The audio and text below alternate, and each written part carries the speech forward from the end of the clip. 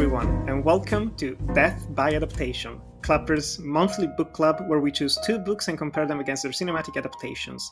And today we have a very special episode because we're doing only one book. We're talking about the Rum Diary by Hunter S. Thompson and comparing it to its 2011 cinematic adaptation. And as always, I am your host, Nicolo Grasso, joined by the lovely Ewan Gledo.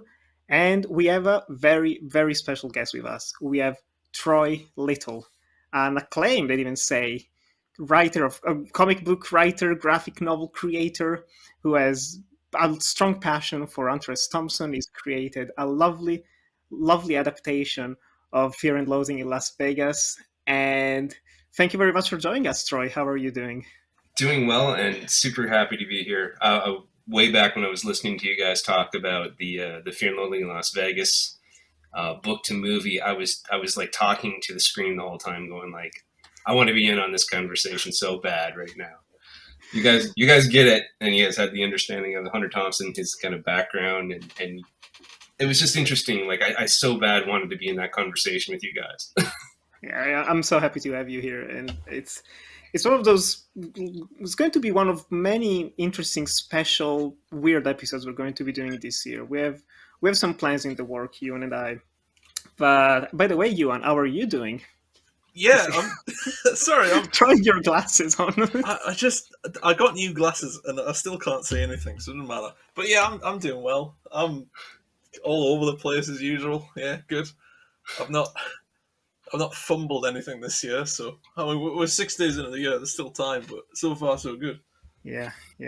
It's never too late for things to get worse, honestly. But I think like that state of mind is the best state of mind to approach an Hunter S. Thompson story. But before we dive into the book, the Rum Diary, I'm just curious, Troy, since we've already talked about Hunter S. Thompson, me and you, and I know Ewan has a longer history with him than I do. But where did you discover his love? Where did all of that start? I'm curious to know a bit more. What led you to make Fear and Loathing in Las Vegas as a graphic novel? I think probably before I knew who Hunter S. Thompson was, I was a fan of Ralph Steadman. And I think he kind of led me into around a lot of things like I would just recognize his artwork. So like, oh, what's this With Nail and I movie? You know, it has Ralph Steadman artwork on it.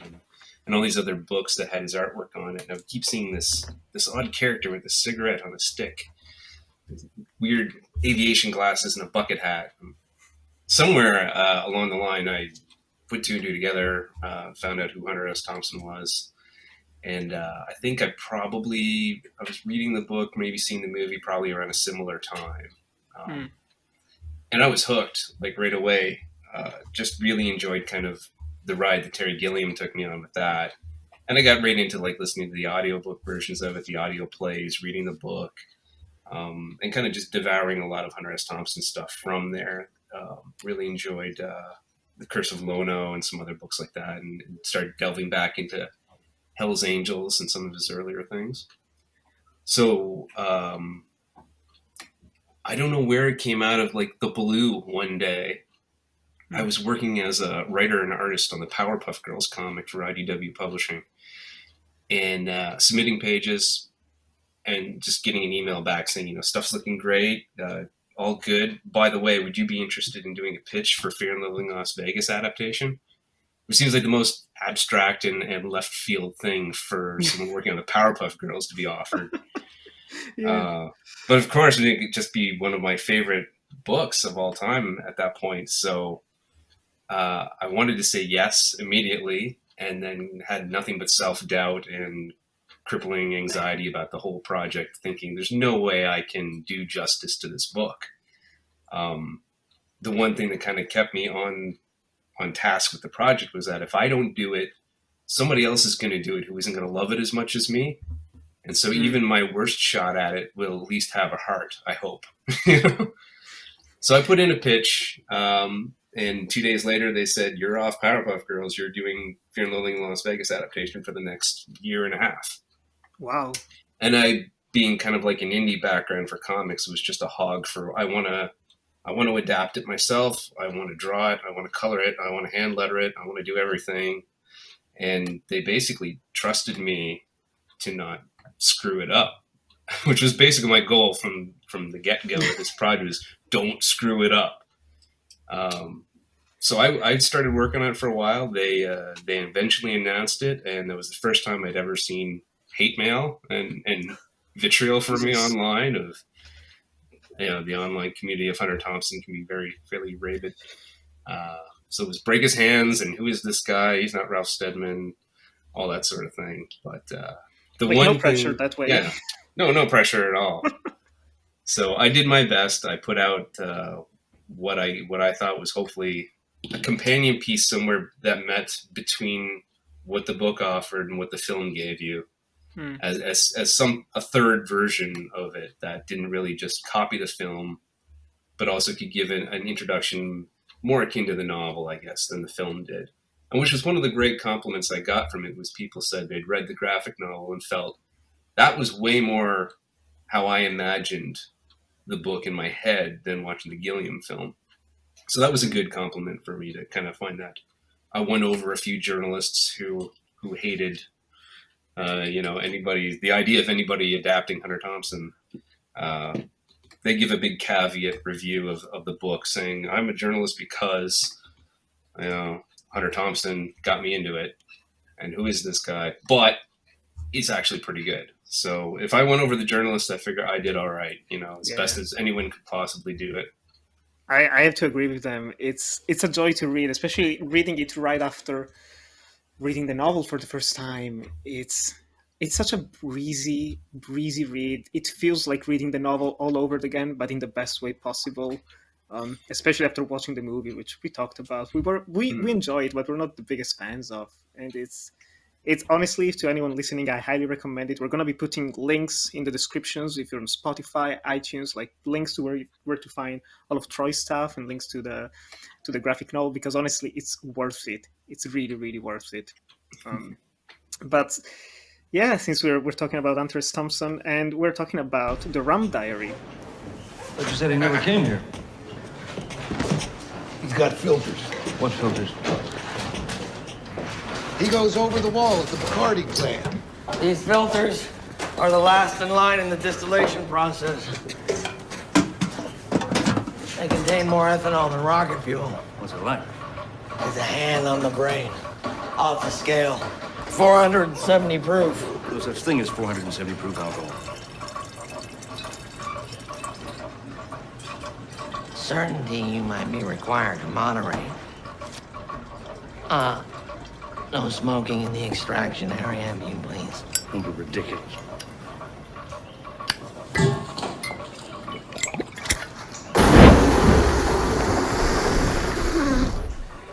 The book Rum Diary has an interesting origin because it's connected to the movie, because our good friend Johnny Depp was working with Hunter Thompson in the late 90s, preparing his character and everything for Fear and Loathing in Las Vegas.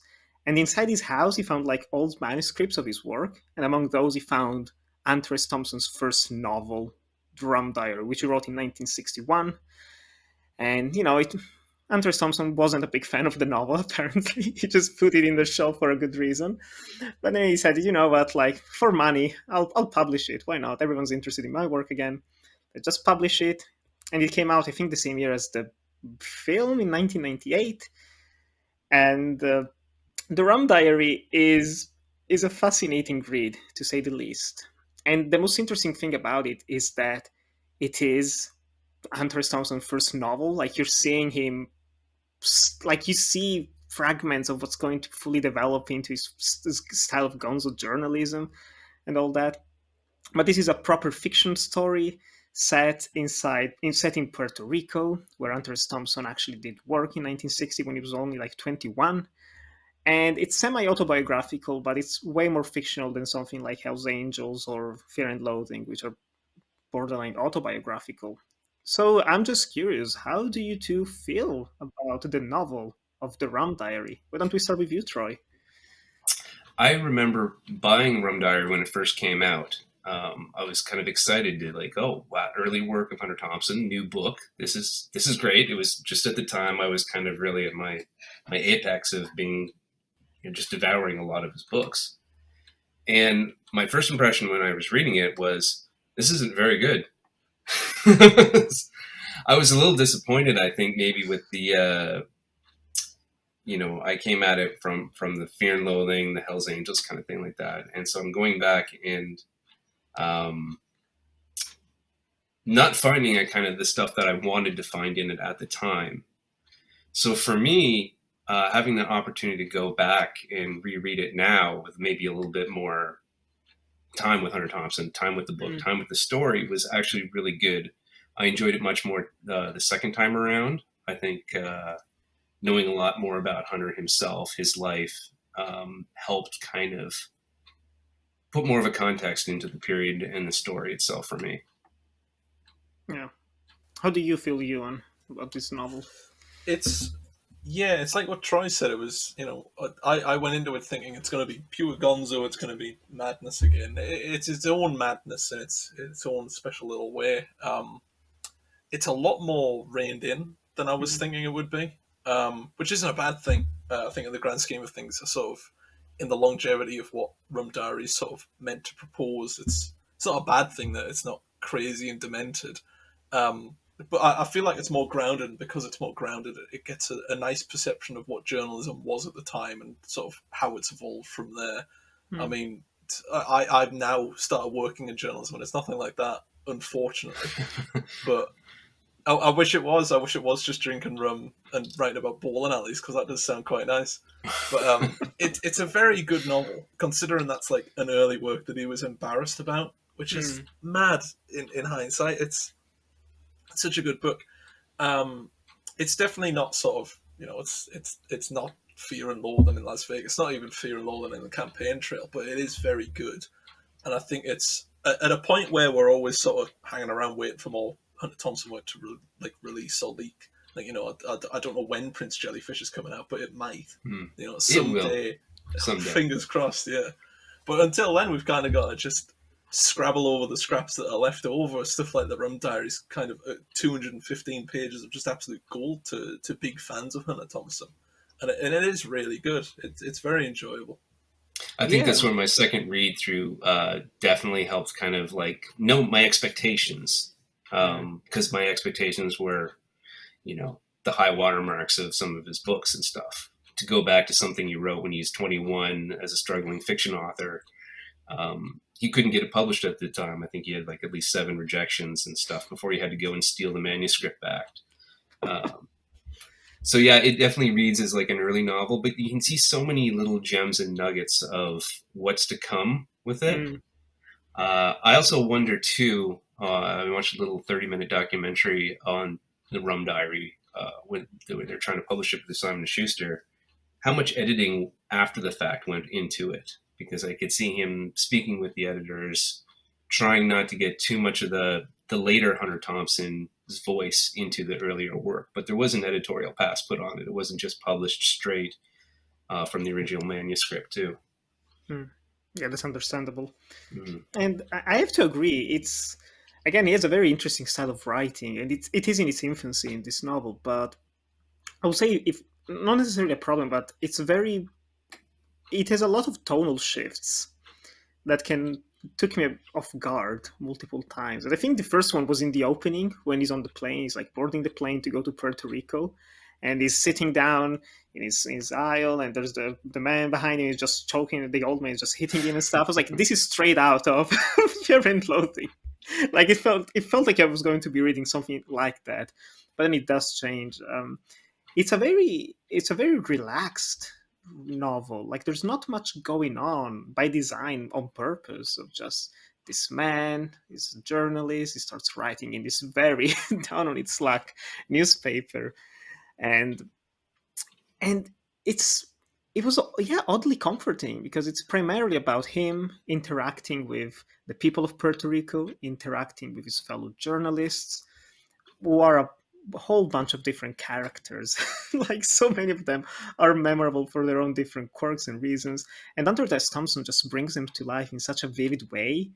I wouldn't be shocked if he actually did straight up like take occasions, like events that actually happened to him during the 1960 time in Puerto Rico. It's it's incredible. And I think if I have a big problem with the story, which kept me from fully getting invested in it, I think it's the entire relationship with Paul Kemp, the protagonist, and Chenault, the lady that he sees on the plane, and then she's actually the girlfriend of another journalist that he's working with.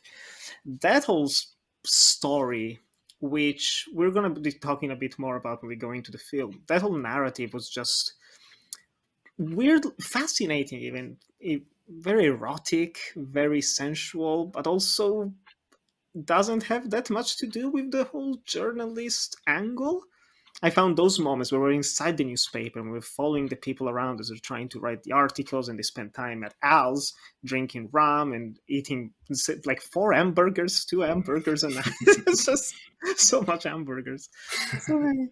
But it's, yeah, there's a lot going on. At the same time, there's not a lot. It's a very uneven novel. But like you guys said, it's very enjoyable. Like, I read it in less than a week, which is always a good thing for my standards. And I need to read more Hunter S. Thompson now. I really do. It's very light on plot.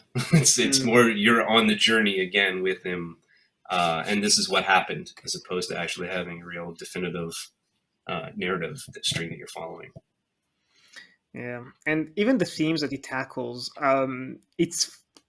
that's what blows me away. Is just thinking he was 21 when he wrote this, and he's already thinking about like not being enough in life. I'm gonna grow old without having actually accomplished anything. Just old, fear of growing old and going over the hill, quote unquote. He was very mature for his age, and I think everything that he lived through must have changed him so much, like so much, to actually end up writing something like this. And that's what carries the entire story as well. It's this need to just prove himself as a journalist, as a writer. You can feel it in the words as well, which again, edited or not edited, it'd be interesting to read the actual manuscript, how much was changed in terms of words, in terms of structure. Maybe they cut some things off. I can see this being like very bloated and meandering even more than it already is. But yeah, bless him. I thought it was interesting when I was reading it, and Paul Kemp's character was speaking about his age. He's at the bar drinking rum, as he is wont to do through the book, and thinking about his age and how over the hill he is and tired and achy he is at 31.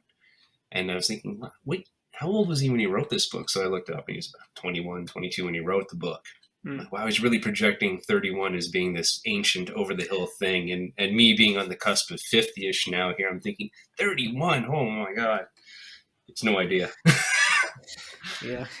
Well, it's a third of your life at that point. So it's a lot, you know. It's like, 10 years from now.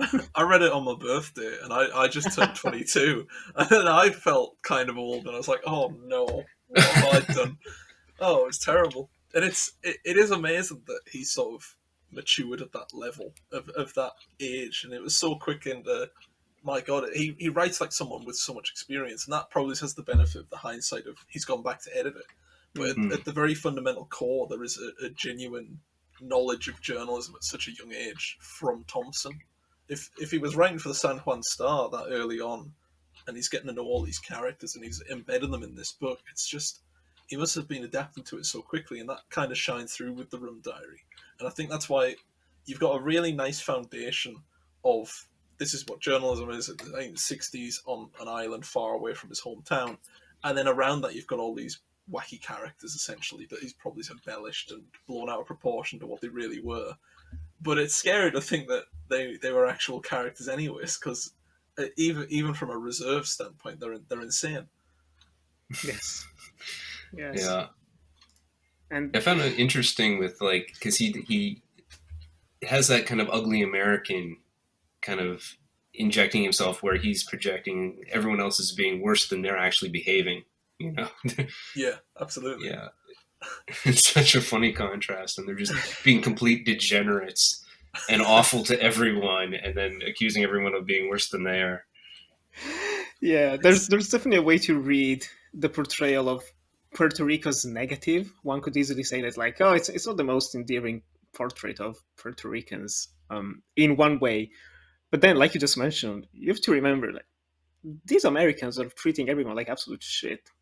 Like they're acting like they're owning everything. You have not only the journalists just invading people's lives and constantly demanding an endless amount of rum and burgers for possibly no money at all, but you also have a whole subplot about a politician who's trying to build more hotels and casinos on the island.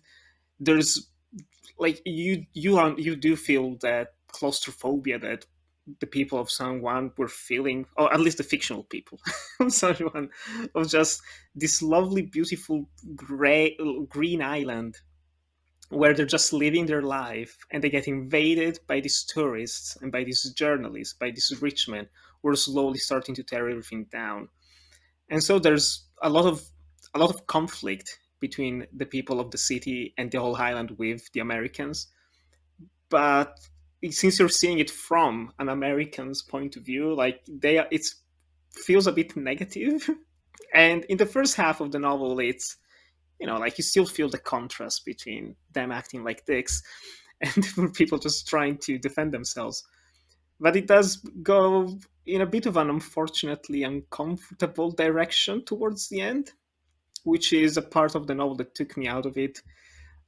Which again has to do with Chanel when they're going to the big carnival feast and they go to a party, a private party, just end up in those parties. It's very interesting how everything is very organic, very natural, just finding the flow of the party. And they end up in this mansion and she starts dancing and everyone's very drunk and she sort of strips down and they just throw out Paul Kemp and the other guy. And bad things happen to her. And that was just weird, the direction that it took. Very dark. It reminded me of Fear and Loathing in Las Vegas at the end where there's a confrontation inside the diner.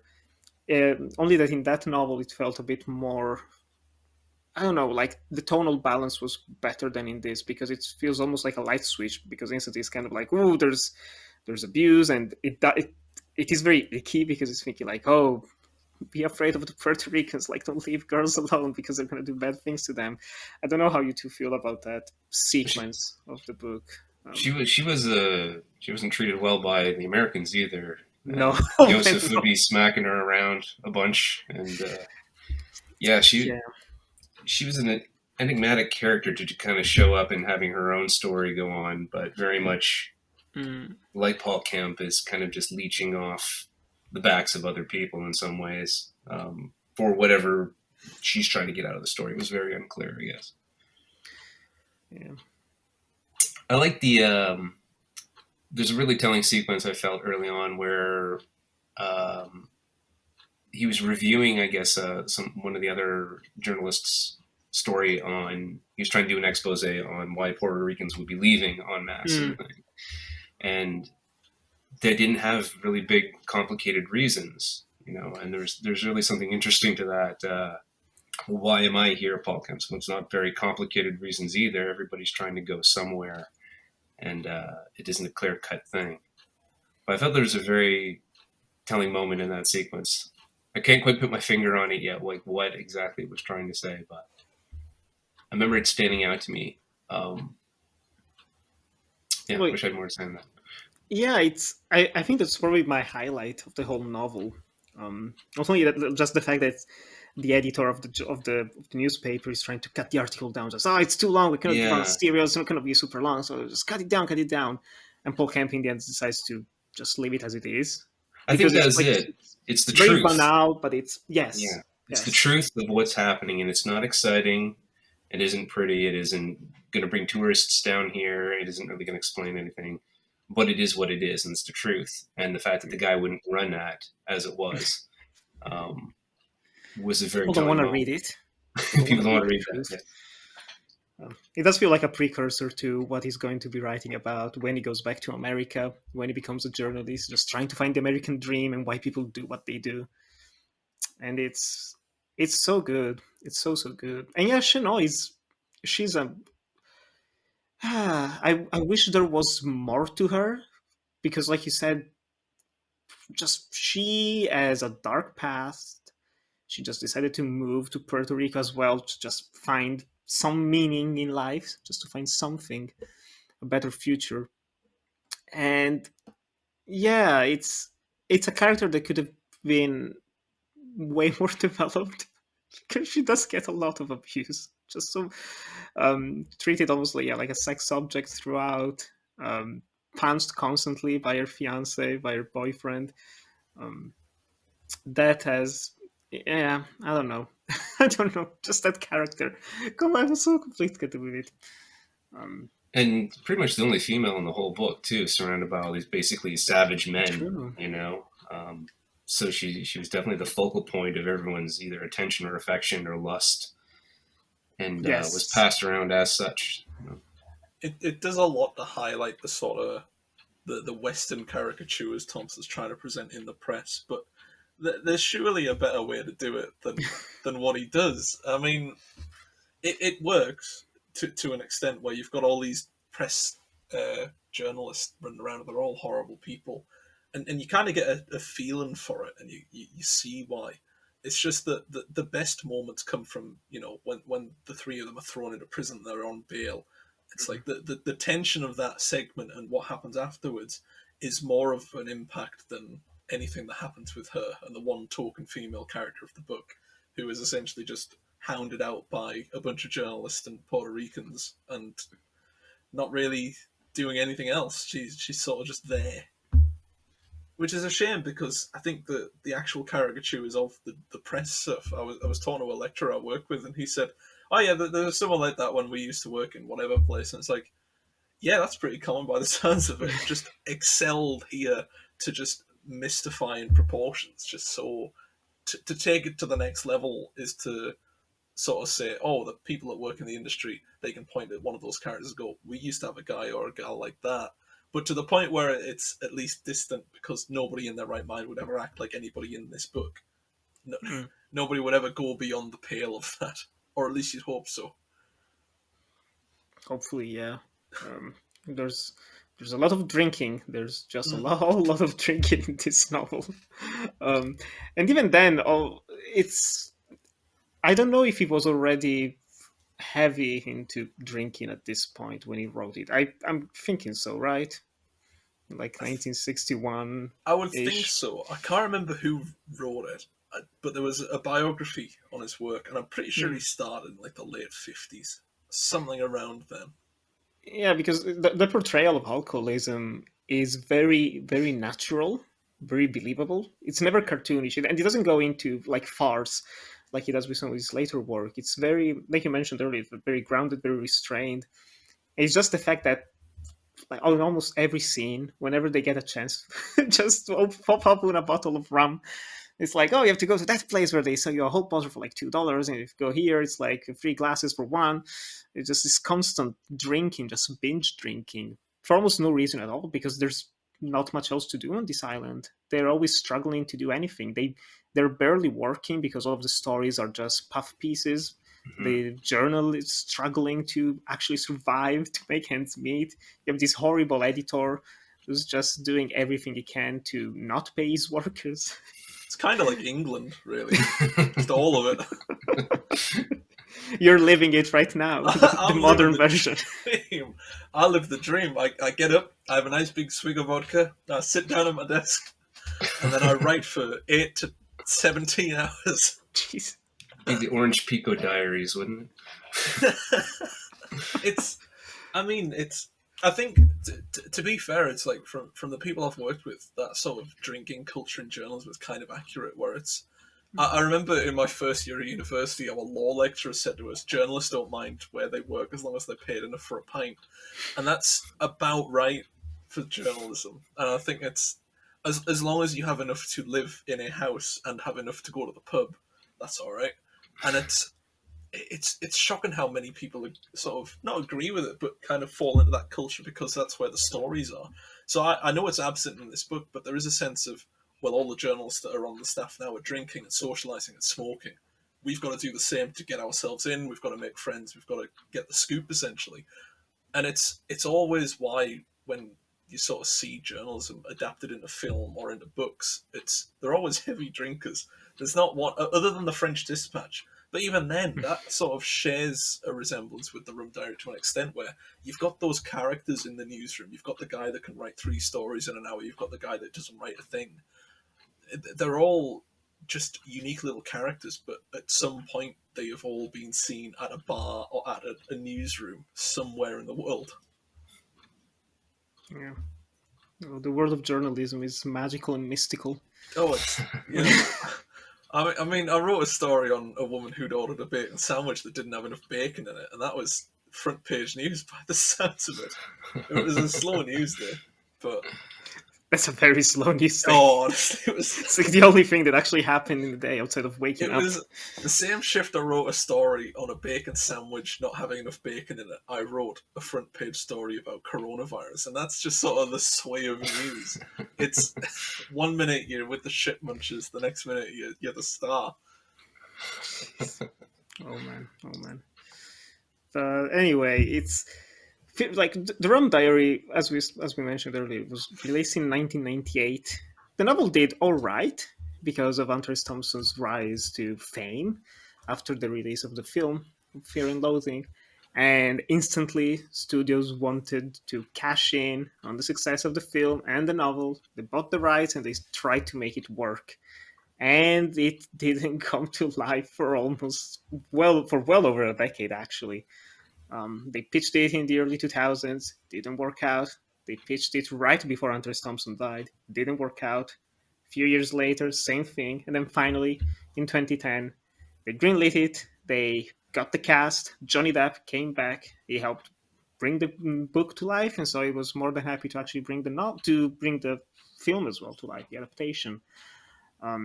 And what we got is this 2011 film directed by Bruce Robinson, which is a nice, like going back to With Name and I, which you mentioned earlier, Troy, it's this director of With Name and I. A filmmaker that I completely forgot didn't make a film for almost 20 years, because he started off with With Name and I in 87. He made How to Get Ahead in Advertising in 89. What a film! What a film that is! It's so good. I've not met anyone that's seen it, and everyone I've shown it to at my friend group has been horrified. I'd never heard of It's Richard E. Grant, and he grows a big boil on his neck, and it starts speaking to him, and eventually it goes bigger and bigger, so he's got 2 heads, and he's like an advert executive, so he's trying to think up skincare regimens, and he's like, well, I can't do this. I've got a boil on my neck yelling at me. It's fantastic.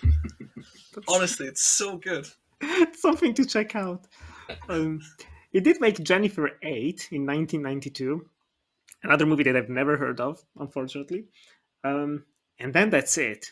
This for like almost 20 years, that's it for him. And he came back for the Rum Diary, which is an interesting choice. And honestly, with someone who made Whitney and I, and like you mentioned, even that advertising film, he had style. He lived through some of those things. Like he acknowledged that he suffered from alcoholism very heavily when he was younger. He was sober prior to making this film, and when they tasked him to actually write the screenplay, he had to start drinking again because he couldn't write anything. He was suffering from writer's block, which is, I mean, poor guy. And he wrote it, he ended up directing it, and you have a big cast. You have Johnny Depp as the lead, Amber Heard as Chanel. Aaron Eckhart plays Sanderson, but that's not the same guy that is supposed to be playing from the novel, because they changed some things up, some names here and there. But he's playing the boyfriend of Chanel. We have Richard Jenkins, Michael Rispoli, Giovanni Ribisi. It's a name cast. And the film came out, and it bombed. Like, very few people watched it. Critics didn't like it. Audiences didn't care about it. I honestly remember even watching the trailer for it back in the day. I don't know in front of which film. I think maybe Tinker Tailor Soldier Spy, something like that. I was like, I don't know what this is. I don't think I'll watch it. And so this is the first time for me actually watching it, and I am not a fan of it, unfortunately. Because both from people in front and behind the camera, it could have been really good. And I think the director had the track record to bring to life a good Hunter S. Thompson adaptation. But unfortunately, this ain't it. I'm curious to know how you two feel about the Rum Diary from 2011. Why don't you go first, Troy?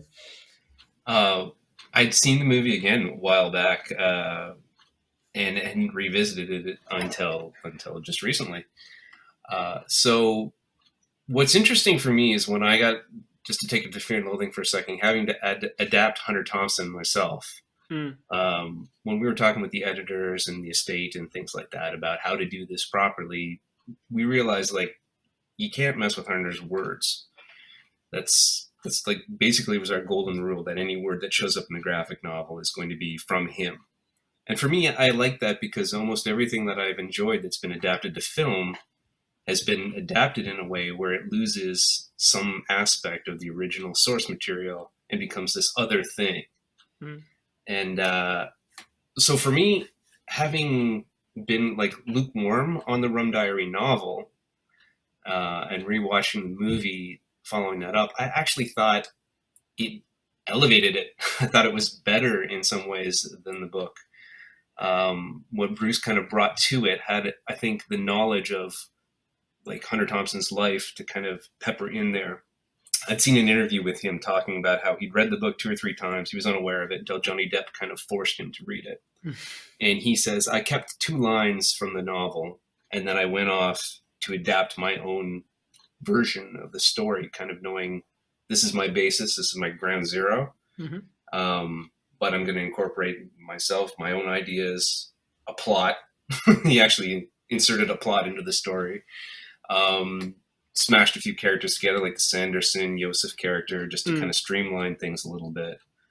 But I felt in a lot of ways like it actually benefited from having a more mature kind of pass over it, as far as like becoming a narrative story and telling the story of this character's kind of like arc through his time in journalism down there. So I enjoyed it quite a bit the second time. Again, the first time I think both the movie and the book fell a little flat on me, so revisiting both actually improved both for me. And I find the movie a different adaptation than it is, and isn't just recreating the novel, but it's telling a version of it, sort of thing. So like a B version of it or something. How about you, Ewan? I know you as well have watched it a couple of times now. Yeah, I think I bought it like in 2019, and then as you can probably see behind me, did not get to it because I've got a couple other things to watch. But I got round to it because we got put in a lockdown way back in 2020, and there was nothing else to do, and I thought, right, well, I'll give it a go.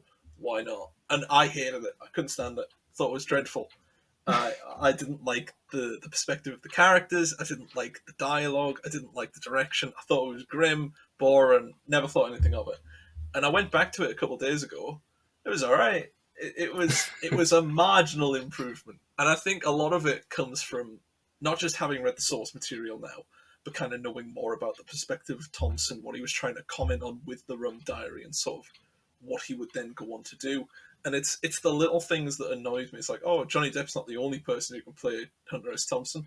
Turns out, yeah, he kind of is. I mean, I don't know if you've seen Fear and Loathing in Aspen, but what Johnny Depp can provide is a performance rather than an impression. And it's hard not to impersonate Thompson with the whole, the slurred speech and the rum in one hand and the cigarette in the other, just sort of that mentality with the floral shirts and the poker visor and all the shorts and stuff like that. It's really difficult to pull it away from that image. And I think Johnny Depp does that really well in the Rum Diary. And I do sort of appreciate the fact that he is dead set on just adapting Hunter S. Thompson's works to the big screen. He will not rest until they're all done, which is both a blessing and a curse for audiences, because you get stuff like Fear and Loathing, fantastic, and then you get stuff like Rum Diary, where it's right down the middle. It's all right. I'm glad I rewatched it because I realised I was being a bit of a fool when I said it was shit. Although it's still not fantastic, there are some rather glaring issues, which I'm sure we'll talk about. But for the bulk of it, it was all right. I enjoyed it. It was good. I mean, to put it in perspective, I don't think it's the worst adaptation of Hunter S. Thompson's work from the past 70 years. So that's good. So that should be on the poster for the movie. Yeah, it Lots should of be It's not the great. worst adaptation that they've made. Better than Where the Buffalo Roam. 2.5 out of 5. Badge of honor. It was nice to see he didn't actually just do he played the character of Paul Kemp and not the caricature Yeah, of Hunter yeah. Thompson. Yes. He said in an interview something like he wanted to show the sort of Raoul Duke before he went off the rails. Hmm? And I think he balances that with actually adapting Paul Kemp really well. There's never, you can never escape the fact that he did play Hunter S. Thompson at his prime in Fear and Loathing. That was always going to stick to his persona and what he was going to perform with. But I think he does really well to dial it back, especially in the scenes that need it most. The introduction when he goes in to see Richard Jenkins' character. That has remnants of what Raoul Duke would be for Fear and Loathing, but it never overwhelms what Paul Kemp represents, because they're two very different characters, and what they represent is quite different as well. And I think that's the best aspect of the Rum Diary, is that it gets it right. It knows that this is a Hunter Thompson project, but at the same time knows that it isn't actually about him per se. It's not about Raoul Duke. It's not about all those characters in Fear and Loathing. It's as well to step back from that, because the temptation is there. It's very difficult not to say, oh, look, Fear and Loathing again, look, but we're in a different country. It's good of them to step back from that, but obviously the impact is Bruce Robinson going quite mad. Yeah, there's only a couple sequences where they actually go in a Fear and Loathing direction. There's like a drug trip that they take later on in the film, where it has like the long tongue and everything slowed down, and that feels like straight out of the movie. That's almost like Terry Gilliam style. But for the most part, it is refreshing that it's not trying to be the other film. It's trying to be its own thing. And in some ways, it does benefit from it. Like you said, Troy, the fact it actually has a driving force throughout it's actually very welcome compared to the novel. It's a good adaptation in that sense from Bruce Robinson. But I don't know. I think what was lacking for me is that it felt a bit sanitized throughout, because reading the novel, it's dirty, it's grimy. There's a lot of edge to the characters, to what happens, and in the film, it is following many of the same scenes, many of the same story beats as well in certain parts, but it feels like it's holding itself back a little too much, even at times. It never gets too ugly. Which, I mean, fair enough. It is, after all, a more mainstream adaptation. It's trying to cater to a wider audience. But I think that's what was missing ultimately to actually make it very, very good, in my opinion. But I don't know. Maybe a second watch will make it better. Just They're knowing. much kinder to Amber Heard than they were to Chanot in the novel. Yes. I don't think she ever got a speck of dirt on her in the whole movie. So. Yeah, no, that's a positive for sure for her, at least. Like, it's, even though the whole character is thankfully treated better in that sense. Like, she's not smacked around, she's not half naked for most of it. But it does feel like they also didn't know what to do with her a little bit. It doesn't help that I don't think she's that good of an actress. I've never disliked her in anything, to be honest, but she lacks the screen presence and charisma. I was reading up that they had other ideas in mind. They were originally going to propose it to Scarlett Johansson and Keira Knightley. I don't see them either in this in this part, honestly. If anything, it would have been weaker in some sense. But I think, especially Scarlett Johansson, could have brought over a bit more of the allure and appeal of Chanel from the novel. But it's, I think, of a thankless role. She does what she can, so I don't blame her. I honestly don't blame her. I think the highlight for me of the cast is Michael Rispoli as Bob Sala, the photographer. I think he's great in this film. He was excellent. He took that character. I believed, 100% that's how he lives. That's who he is. He's not playing a role. Holy crap! They found this guy on the street somewhere and said, "Can you read these words?" Just been living in Puerto Rico for a couple of years. Holy and smokes. yeah, I'm just done with everything. Just just tired of being there, but also unable to move on because he doesn't have enough money, and just kind of like gliding Yeah. through life. He's great. He's a joy to watch whenever he's on screen. Yeah. And even I have to say, even Aaron Eckhart, which ended up, like you mentioned, putting in, like, made one character out of two characters. I think he does a good job in this. Probably not as conniving and manipulative as the book version, but he does a decent job. And I think if anything, probably the cast is what elevates this film ultimately, because different actors in different roles could have easily brought it down. Richard Jenkins is also very fun. I love the guy, and seeing him with his toupee like wig on top of his head. I feel like Very awkward. Giovanni Ribisi really took the Moberg in his own direction. Like I didn't. Yes. That's not how I imagined that in the book when I was reading the character. That's just the look of him in this film. It's like Giovanni Ribisi is always underrated. I think, like we seldom see him anymore in movies. I think it just pops up here and there. Yeah, there was a time he was everywhere, and then I forgot. Yeah. I forgot about him, and then this movie is like, wait, I know him. I remember him. He was That everywhere at run. one time.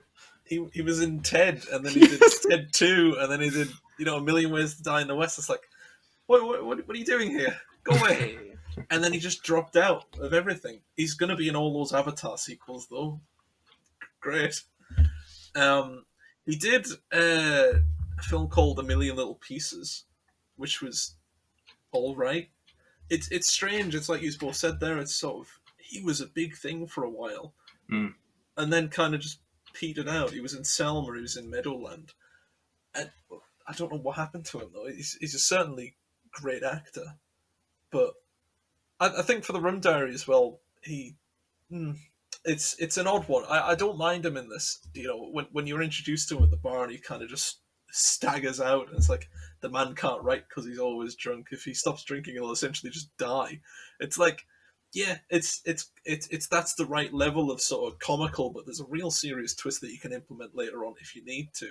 And I think a lot of the characters have that, like Bob Sala, an incredible performance, but then you kind of look at the heartbreak of that character as he was probably a decent journalist that has been stuck here for so long that he's given up. And it's so easy to sort of reflect on that as, yeah, can't blame him. And it's a lot of it comes down to sort of the performance of an individual in this film. It's whether this person's good or that person's good. And when they're all together, sometimes it feels a bit off. Sometimes it's not quite where it should be. The big finale where they're all together at the end and then they all go off in their separate ways. It doesn't really feel like it has that much, not emotional impact to it, but it doesn't feel right for the way Robinson's written this story. It's a very I would say hopeful and optimistic way to end the story, because in their novel of the Rum Diary, like you get to the end where basically everything's gone to absolute shit. Like the editor has died of a heart attack after this. They tried to kill him because he closed down the office and paid no one. Everyone's trying to leave the island because they're gonna probably be arrested for attempted murder. And Paul Kempf is just done with everything. He's done with Chanel. He's probably going to start a new life going back to New York, but there doesn't seem to be a light at the end of the tunnel. It's a very dark, bleak ending. It was just an escape. Yeah. Yes. Everyone escaped. Pretty much. Just escaping. And yeah, and what's bittersweet especially is the fact that they went to Puerto Rico trying to have a new life and like, start a job at this newspaper and let's see what happens next. And what happens next is nothing. Like they're back to step one, only with a worse liver due to all the rum.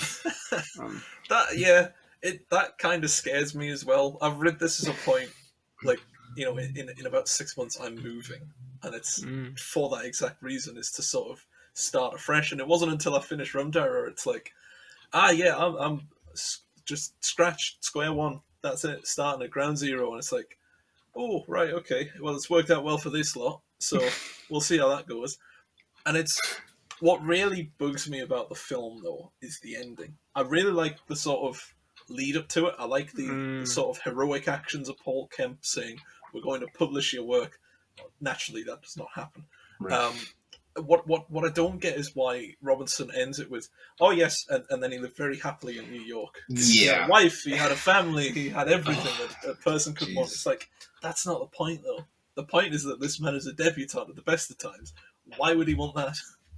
He's gone to Yeah. Puerto Rico to escape that sort of rat race lifestyle, and the ending essentially is, you're wrong to escape that lifestyle. Get back to normalcy. Get back to having the wife and the children and the flat in New York. And it's like, all right, but that's not the point of what the book was trying to present. It didn't even have that in the book, I don't think. It was sort of open-ended. It was, they might meet up, who knows? Doubtful.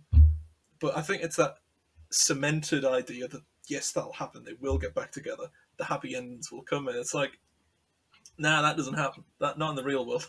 That was the tiniest bow I've ever seen at an ending. The words come up, and by the way, he married a Chanel, and they lived happily. He became a famous journalist, and you're just like, wait, what? It's as if they ran out of film and just put, and then they were happy. That's right. The end. The end. I think I can kind of understand why they did it, because this was made like 5-6 years after Hunter S. Thompson passed away. Yeah. And I think they were thinking, oh, well, let's The give him dream the lives happy on. ending. Yes, just an honor to him, where they're blurring the line between Paul Kemp and Thompson. Yeah. But Very much. I like, if Hunter S. Thompson was alive and they made something like that, I don't think he would be very happy. I don't know how he would take it. If it'd be like, Well- oh, thank you for portraying me as someone who ended up being a famous journalist and had a lovely wife and lovely children. It's this That's very much they paid magical him. way. When they first tried to do the project, it was Johnny Depp and Nick Nolte was meant to play either Lotterman or Bob Seller. And the project didn't get past development stage, and Hunter Thompson wrote them a very angry letter where he called it all a waterhead fuck around. Oh, and yeah. was essentially lambasting everyone involved with it and said, "What are you doing to my work? What are you trying to prove?" I don't think he was alive for any more adaptations of his work, which is probably for the best, because I know he was sort of, what's the word? Not violent, but very hesitant with people that were trying to adapt his work. The guy that directed Repo Man had a meeting with him, and it's in a documentary called Breakfast with Hunter. He has a meeting with the scriptwriters, and he's just so aggressive to them. And it's like, oh, we're really big fans, we'd like to adapt your work. And he just sort of says, why? I own guns. It's like, all right, Hunter, we get your message, we'll not do that. And it's just such a... I suppose that's what happens when you've been drinking quite heavily for the past 50 years and have seen the death of the American dream. But he was a bit harsh to the lads, I must say. But it kind of...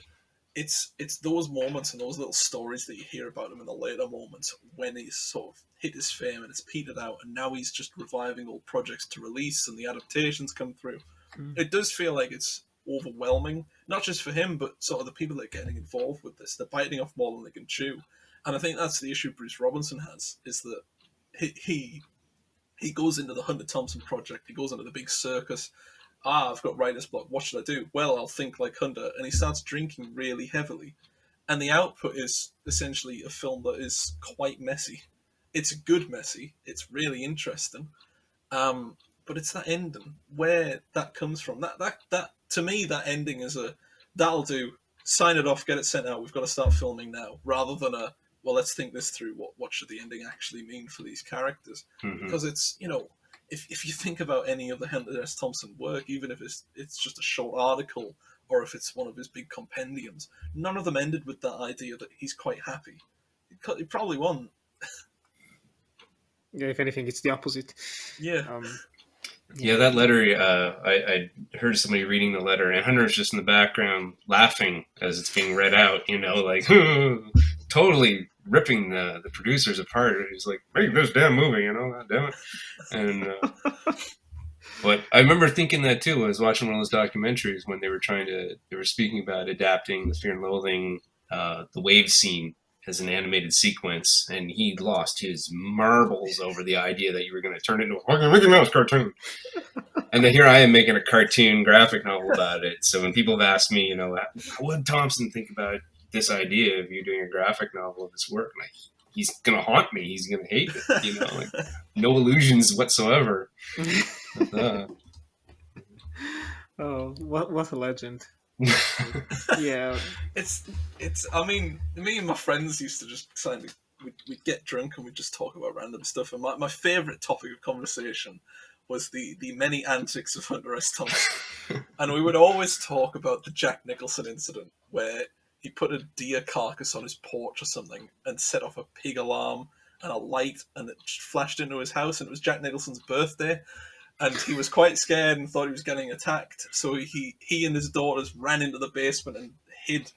And then Hunter Thompson knocked on the door and said, "Happy birthday." It's just it's why I don't have any trouble believing Fear and Loathing. It's why I don't have any trouble believing the Rum Diaries, because the man was very much insane, like probably clinically, and Yeah. it's the fact that he did these things all the time, not to write about them, but because he found that entertaining. I mean, it's like there's all that footage of Fear and Loathing on the road, and it's where the BBC took him back to Las Vegas, and he sat in the back of a car driven by the BBC, just necking cans of beer. And they're like, "Oh, does this bring back many memories?" It's like, "Yes." And then he just necks another beer. It's like, all right, I see you're enjoying yourself. And it's the fact that there's so much archive footage now of Hunter S. Thompson doing insane things. And I feel like that's him trying to live up to the sort of persona he became. I know there's a scene where, I think it's at the start of that Breakfast at Hunter documentary, or maybe the Gonzo one. He walks into the editor's office of the Rolling Stone with a fire extinguisher and just starts spraying him with it. And it's like, all right, well, it's funny, but what's the reasoning behind that? Is it because he's just trying to live up to that whole Gonzo thing that he built himself into, or has he actually just snapped? Yeah, I think a lot of it was embodying the character. He's got a camera on him, and I think many, many times you've seen him trying to do a legitimate talk at somewhere, and everyone's just, shouting, gutting acid, like they're just playing into the character of him, where he can almost like not even discuss anything seriously. They're not here for the journalism side of his reporting and his writing, as they are as for the spectacle and the character and the drugs and all that. It's a shame as well, because he even before the sort of Gonzo stuff, he was a very good journalist. It's what are they called? The Gonzo Diaries or something. The 4 compendium pieces that go along with his work. The second one is just his really early work, where he was a travel writer and a sport reporter, and it's genuinely just solid journalism. It's very well researched, and he knows what he's talking about. It's the sport articles he did in the sort of the first compendium. The name escapes me. I think it's the Hunt for the Great White Shark, something along those lines. He was a genuinely good journalist, and it's good that he found this strange niche that he could capitalize off of. But as I'm sure we've all know, it sort of burnt him out essentially by the end of the 70s. Mm-hmm. Yeah, he got too big for his own good. That's the side effect of success. Yeah, he was on Charlie Rose. Know. Yeah, he was on Charlie Rose talking about the Rum Diaries. I think, I'll watch this and see if I can kind of glean anything out of it. But he was pretty much, you couldn't understand hardly a word he was saying. It made no sense, And at that point in his life, it's like he's just, he's surrounded by a lot of people who kind of want to capitalize off that. He wants to get some money, and he's living kind of this, persona, I guess, or this ghost of his former character or something, And I just feel bad for him by the end of it, Yeah. It's kind of tragic. It's like the guy was very smart, and you sort of see that in the Rum Diary. It's this great analysis of what was essentially the fragmented beginnings of great journalism, and it's sort of the push that people would put themselves through to get there. It's that breakdown of Western journalists thinking that they can go somewhere and make something huge and successful, realizing they can't do it and just sort of backing out, leaving the mess for others. And it's a lot of that is shown with Lotterman, who is in the book just a sniveling coward essentially, but in the film is more or less there for comic relief until the very end when he's necessary. Mm-hmm. Yeah, I think most of the journalism scenes in the film are. I don't want to say they feel like an afterthought, because there are a couple of good moments in there, but I think trying to adapt it into a film where it has like beginning, middle, and end, and the story that audiences can follow nicely. They focus a bit too much on trying to build up the romance between Camp and Chenault, where all of the journalism side of things, it's not nearly as effective as it is in the book. Yeah. And it works when you're looking at it as its own thing. I think it works, but taking it as a like an adaptation of the novelists, that part's lacking a bit, which is unfortunate. And it was at the core of Thompson's writing. Yeah, I mean, there's those nice early scenes where Paul Kemp's getting a tour of the office, and Richard Jenkins is sort of pointing at whiteboards, going, "Oh, do you know how to write horoscopes?" Things like that, just thrown out, are really good. But it's sort of the meaning behind it and the reasoning behind it that Robinson kind of just leaves out. It's meant more as just an offhand remark rather than something we can focus on, which is kind of like, you know, the Rum Diary, the book. It has that time to focus because it's a book. It doesn't have an hour and 45, and that's the lot. It's very much contained in its own world, and you can go back to it and everything like that. And it's where I can appreciate Robinson and the writing he does for this. It's difficult to condense any book, but a book with so much going on and so many characters, it's no wonder he's making Aaron Eckhart play 2 in 1. There's no wonder that people are sidelined, and it's sort of, those misgivings make sense, but to the point where can we forgive them? That's the issue I've got going. Yeah, I think he was trying to insert like a bit of that knowledge of Hunter Thompson becoming the journalist he would become, and you didn't read that necessarily in the novel. So you definitely had that this drive for truth and stuff that Paul Kemp was embodying in the film that I didn't really pick up as clearly, I guess, in the book. Yeah, especially given Depp's performance as well, where he's trying to channel a young Raoul Duke. It's effective. I cannot deny that it's very effective in that sense, but it could have been a bit more. Even in terms of style, something I really loved Whitman and I watched it a couple of years ago. I think that's a like an iconic film for the UK. I think everyone is seeing it or close to it, but I was almost pretty expecting. I think that's my fault, honestly, for expecting a bit more to be a bit more out there in terms of style of the camera work and the editing. But in that sense, it is an effective adaptation because it does take the style of the novel, which is very meandering, and there's not much going on in terms of excitement. So it just edits it and shoots it in a very simple yet effective way. Nothing that stands out too much. But yeah, I think that's ultimately how I feel about the film. It's all right, and for me, a bit brought down by having read the book right before it. I was kind of like, I wonder if not having read the book, it would have been better or worse. Because judging by you on it, it probably would have been worse at this point. To be fair, I don't trust the thing I said a year ago. So any review I've done from the past year, I'm like, okay, good. After that year, nonsense, dreadful. I've already re-reviewed 2 films this year, and it's because I forgot I'd written things about them. And it's that trajectory that I'm going to have to part ways with.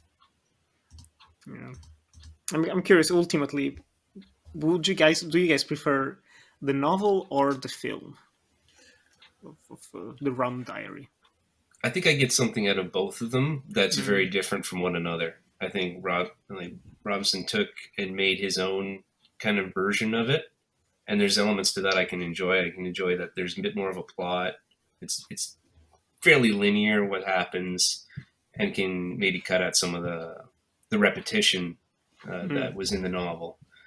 But the novel also has that early voice that you're reading by the author Hunter Thompson, which is why we're all here. And yet, 2 different very things out of the same thing. In a lot of cases in the past, for me, I'd be irritated by that because they're not really doing a good job adapting the thing that I enjoy in the first place. But in this case, I can kind of separate the 2 as 2 different things and enjoy them on their own terms. Yeah, Ewan? I think I have a real soft spot for the book, and I think it's because it's caught me at the right time, where it's essentially about a journalist who has gone to somewhere he doesn't know, lived the high life, realized it's not for him, and then essentially trying to escape. and it's just such a compelling story. And I think it's definitely because I'm working in journalism, and that kind of anything about journalism, whether it's like the French Dispatch or All President's Men, it kind of just sticks with me to the point where I can follow it a bit, with more entertainment to the sort of deeper parts of it. The newsrooms looking like a mess, and the little flourishes here or there are just really because it's nothing like that at all. And it's nice to have this sort of imagined version of what a newsroom should be like. You've got the men smoking at typewriters and the trilby hats, and they've got press stuck in the side of their hat and stuff. And it's really nice seeing that brought to life because it breaks up the monotony of what it actually is. I think it's for the book, for me, it's odd because I wasn't born in the 1960s, but I felt oddly nostalgic for the area and for the people and for that brand of journalism, for that sort of nose to the grindstone. You're fighting against a system that's trying to bash you down, especially since the system is where you're working. There's a sick beauty to it, and I think that's captured really nicely. And it's something I've never had to experience, thankfully. But it does seem like something that's just not magic, because it sounds horrible, but it's just truly fascinating. And I think, like you said, Troy, that Robinson does a good job of adapting that, and to the point where he makes it his own thing. And it's nice to see so many different perspectives of what journalism is to certain creatives. It's either a hellhole barrel of weasels for Hunter Thompson, or for Robinson, just a hellhole barrel of weasels in a very hot climate, essentially. And it's really nice. It's warming in a sick way. Yeah, I think it's at the core of the podcast as well. It's just kind of like, what's better, the film or the novel? And most of the times we're finding out, well, they're just different. And I think the Rum Diary encapsulates that thinking very well, for all the reasons you two said. I do prefer the novel greatly, to be honest, compared to the film. Mainly because I just loved getting lost in it. I was just feeling it. I was feeling it on my skin while reading it. I was enjoying spending time with those dirty characters, morally and just physically dirty, getting into all sorts of shenanigans without ever getting excessively cartoonish, which was very very welcome. But yeah, I have to give credit to the film as well, because they did the best they could, and honestly, you feel the heart behind it. It doesn't feel like a cash grab. I think if they made it right after Thompson died, where they had like other ideas and Johnny Depp wasn't involved, I think that would have been probably a disaster. But the fact that you have people who cared about the writer and the book especially, I think it's palpable, the love behind it and the making of it. I just wish it was a bit more, I don't know, focused. I don't know. It's just it's surprisingly coherent for a production where everyone spent most of their time drinking cold Coronas because the weather was so hot, just downing them constantly to survive the heat. Oh, that must have been hell. They Sounds felt like a it. dream. Fantastic. Oh wow! I can't drink Coronas anymore because I got very drunk at my leavers do for college, and I drank like 12 of them. And even the smell just knocks me ill. Like I can't touch them anymore. They're just so bad. It was a barbecue, and I was quite drunk, and it was all like the teaching staff were doing it. And one of them was on the barbecue, and he just seared a steak on the barbecue and said, "Eat that, you'll feel better." And I picked it up, red hot off the grill, looked at it, threw it on the floor, and just went, "Delicious." And then I tried to run away, but I fell down a hill. But I don't drink Corona anymore. Oh boy! I just Wow. Before we close off our fun little segment, I'm curious, do you have any standout scenes and characters from the book and the film that just stood out to you, that you love, that you go back to with your mind? It's for the film, it's the introduction of Lotterman, because it reminds me a lot of Filth, which we're talking about on a podcast in a few months, and it's one of my favourite books and one of my favourite films. And it's because in Filth, the police commissioner is obsessed with becoming a screenwriter.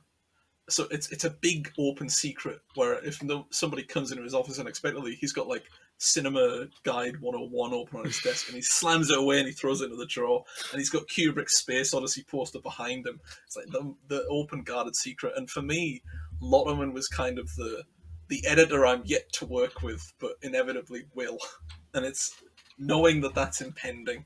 I mean, all the editors I've worked with have been fantastic. You know, our Jack, brilliant guy. He's not like Lotterman. But I imagine the more places I write for, eventually I'm going to stumble across my very own Lotterman. And it's nice seeing that these people in Rum Diary are projections of people that do exist somewhere. It's just seeking them out is going to be exciting and terrifying. But I think that the best scene for me is the sort of open cowardliness and simplicity of Lotterman, where he walks around the office introducing people, and he's like, "Oh, can you write about bowling alleys? Do you know about horoscopes?" Like, he's not really listening. He's just throwing as much as he can at the new guy because he wants rid of it for himself. He can't do that anymore because he's nearly there to break down. But Lotterman's an interesting character. It's fantastic. Yeah, I agree. How about you, Troy? Yeah, as well. All of that for sure. I quite got a kick out of the sequence too, where they're late at night trying to get a hamburger with their rums, and the restaurant's closed. You know, the grill's closed, and you've got these two like drunk out of their mind Americans, way out of their element, in hostile territory. And they're just, we should just casually walk to the car kind of moment, and please don't let there be headlights. And then there's headlights, to the final climax of them having their car almost smashed to bits and stuff. But when Paul Kemp blows fire and it cuts to the burning hat of the police officer and then them into jail, was just a comic cut for me. I really enjoyed that. Kind of like, that's when the film comes to life, honestly. Yeah, it was a great sequence. It's very good. I loved everything that had to do with Bob Sala. It's just when they're watching TV as well, and they're seeing the JFK talking with Nixon. Those moments are that's when I was just hooked to the film. I was like, okay, this is interesting, this is compelling, and that's when it feels the closest to Thompson's writing as well. It's kind of like it just clicks. In those moments, it just clicks for me. But yeah, there's so many characters in the film, in the book. It's quite the cast, and I think that's ultimately the best testament to Hunter Thompson's writing. Just regardless of the topic, regardless of the subject, you just read his books and his articles, and you're just transported into them. And you know, yeah, sorry. It's challenging with, like, you'll always kind of have Fear and Loathing in Las Vegas as a comparison point. I don't know how I would see this movie or this book if I'd never, been exposed to his work before. How do you view that without comparing it to that, like, high octane, acid driven version of Hunter Thompson that everyone kind of knows? Because it's much more subdued than that. As much as it's dirty, filthy, and awful, it's a bit more accessible in some ways and relatable than the Vegas trip, but less of it a chaotic adventure and roller coaster ride too. So I don't know how to see this, with clean eyes in some ways, as being a quieter version of it. So anyone who's seen and is familiar with Hunter Thompson comes to see this movie or this book might have that. Like I did the first time, my expectations were like, oh, this isn't as good as I was hoping, Yeah.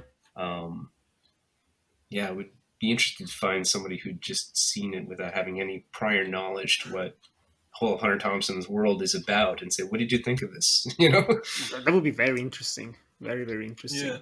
Yeah. But even then, I always have a fascination with watching, acclaimed directors and writers and just reading the things, everything that made them pop, and then going back to the beginning. And with Thompson, I think what makes the novel work is when it is about, the journalism, everything you talked about. And the only thing that's drawing it back a little bit is that he was probably still trying to be more of a fiction writer. And so he's in just using fictional characters and adding more dramatic moments of tension that feel a bit more calculated compared to something more loose and free-flowing and just bonkers like Fear and Loathing or Hell's Angels, where it is, pretty much non-fiction, despite having fictional elements thrown in there. I think that's what sets it apart from his later work. But he was finding his voice, and ultimately it did. And we are blessed to have his work, honestly. And I have to read more. I have to read more from him, because it's like the past 2 years I've started reading more and more. We've mentioned it many times with Yuan, and both times reading Fear and Loathing and the Rum Diary, I was just going through them and thinking, just reading can be so fun. It can be so good, so rewarding, and it just draws me back into it. So I'll probably save them for whenever I'm feeling a bit of a lull, a bit of a I'm losing a bit of focus in the reading. It's like, no, just read Hunter Thompson, be reminded of what good reading is like, and that there's good stuff out there. It's probably gonna give me second wind. And it's also why I love doing this podcast. It's just discovering authors and novels that I probably wouldn't have read otherwise for one reason or another. And I have to thank you, Yuan, as well for that, for recommending Fear and Loathing in the first place. And that's why we're all here now. I recommend the Curse of Lono, if you can find a copy of that with the Stedman illustrations. That's a fun, short, very Vegas kind of ride, but with Ralph Steadman on board. Oh, I quite enjoyed that one. Definitely be on the lookout for that. But yeah, this is the end of our episode. And thank you very much, Troy, for joining us. Where can the lovely people find you online? Where can they find your work? Which, again, there's going to be links in the description. If interested. Well, me and my wife both do comic books. We're at pegamoosepress.com. And you can find all the stuff we've worked on, our own personal projects, as well as our licensed projects and stuff we've worked on in there. Twitter, Instagram, links below. And how about you, Ewan? Where can the lovely people find you? I don't You're remember. everywhere.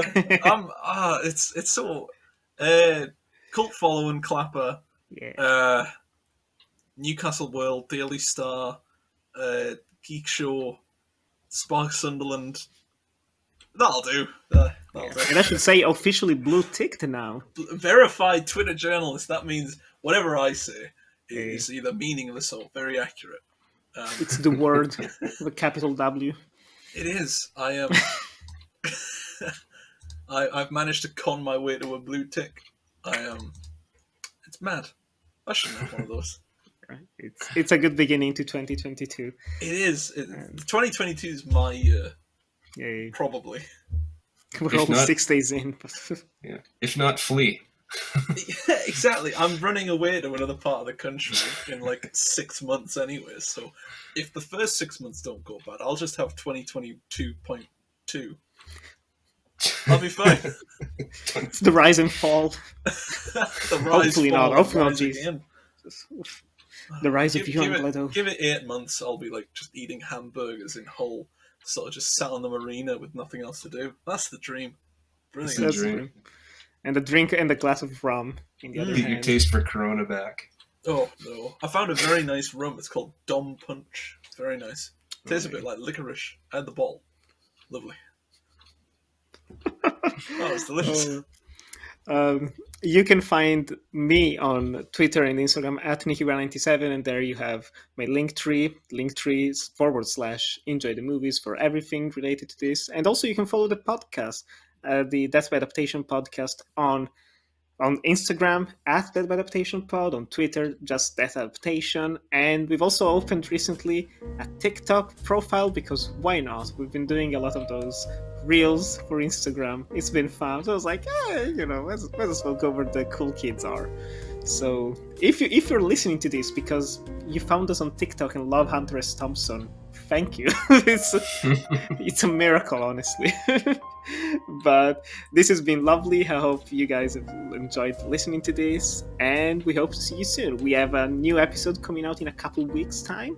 We're going back to the standard, let's say, scheduling, where we're talking about The Invisible Man and Catch-22. Another fun pairing. So stay tuned for that one. Thank you very much for listening, and we hope you have a fabulous day. Bye-bye.